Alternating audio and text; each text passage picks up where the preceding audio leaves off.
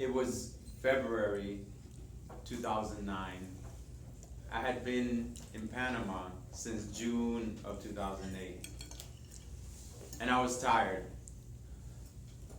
I was tired of being overweight.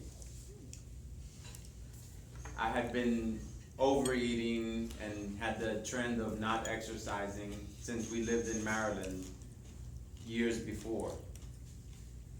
And I was simply tired of it. I was getting tired of walking up the stairs, so going up one flight of stairs, I was huffing and puffing, had to stop after every flight of stairs. I couldn't take it anymore. I was in the Army. How could this be? How could I have let myself get to this point? I enjoyed doing the training that we did when I was in the Army. I enjoyed doing the training in front of soldiers, training them and getting them to muscle failure. Let's do small circles to the front, small circles to the front, small circles to the rear. For me, that was perfect. I really enjoyed that. How did I get to where I was at that time? So how can I get back to my training days? I thought, and I thought. And one day, we went to a park in Panama, Parque Omar. It's a central park in Panama. There's vast green areas, lots of playgrounds, big mature trees, very enjoyable to walk with the family. It was one hot and humid Sunday morning, which is pretty typical of Panama. It's always hot and humid. And we were walking along a winding path that goes along the length of the park. There's signs there along the road or along the asphalt path.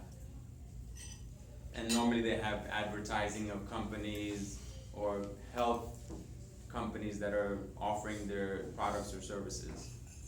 We normally don't pay too much attention to them. But on this occasion, as we were walking with the family, I saw a sign that caught my attention. Actually, I saw it several times. The first time, it was a sign about a marathon that was happening in August 2009. And I saw it the first time, okay, interesting. I saw it the second time, and I told my wife, oh look, there's a marathon happening in August 2009. I read a little bit more, and she said, oh, that's nice. Not paying too much attention. I saw the sign a third time along the path. This time I got very interested. I stopped, really read it, and it struck me. I said, I can do this. I can do this marathon. And I told my wife enthusiastically, I'm going to do this marathon. She was less enthusiastic than I was. ¿Estás loco? Are you crazy in Spanish? You've never done this before. You haven't been training you haven't been running. Do you know how long a marathon is? That didn't matter. I was gonna do it. I was decided.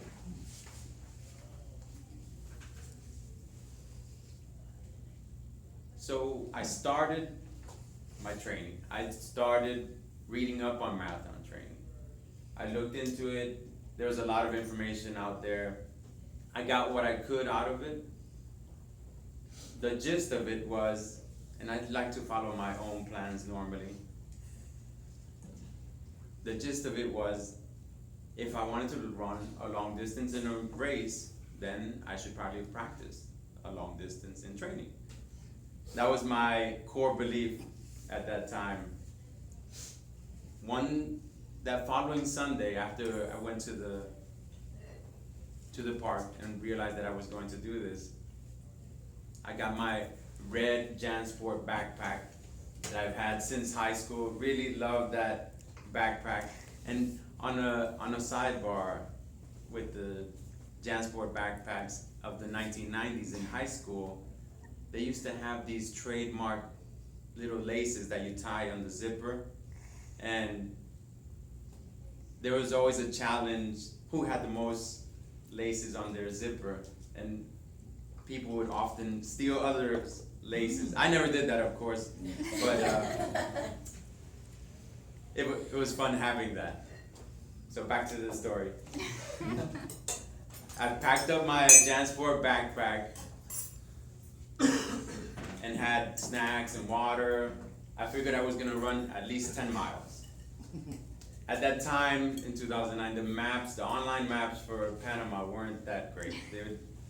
So we didn't have, I couldn't map it from one place to another and figure this is 10 miles. So I estimated. I was gonna go to Panama Viejo. This is the old city of Panama, the original capital of Panama that was founded in 1519 and is actually the first European settlement on the Pacific coast. So it has history. I made my way over there and I made it to Panama Viejo. I'm the new conquistador of Panama Viejo, I thought. But then I have to also go back. I ran over there, now I have to go back. I was tired, I admit. I ate a little bit, I drank some water, and I started making my way back. On the way back, I was starting to feel dizzy. I was hallucinating also a bit. I had to stop. I stopped at a bus stop and sat there trying to recuperate. But as I was sitting there, I was hallucinating, I was falling in and out of consciousness. I'm sure to the outside observer, I was like, this drunk, what is he doing at the bus stop? He needs to go home. I know after the fact, that surely was how I looked. But I recovered. I don't know how many minutes it took to recover. I ate a bit more and walked to a closer bus stop where I took the bus and made it safely home, thank God. So I continued my training. I was getting leaner. I was training every week, doing my short runs during the week and then a long run on Sunday. And the day finally came when I was going to sign up, but I chickened out. I decided to run the half marathon instead of the full marathon. So I was only going to run 13.1 miles or 21K. The day came for the race on August 2009. It was hard. I enjoyed it. I was tired, but I did it. I finished the half marathon. That was my main focus. I ran it, if you can call it running, in 2 hours and 40 minutes. But it didn't really matter. The thing was, I finished it.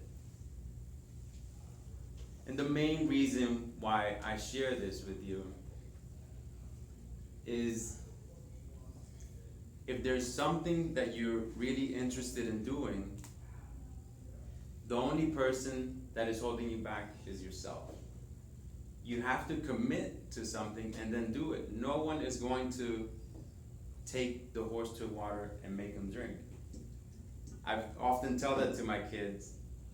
So if you're ever looking for a sign, this is it. This is the sign. Go ahead and get it done.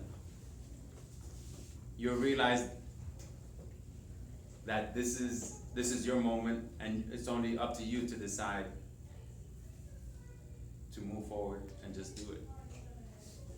Madam Tosas.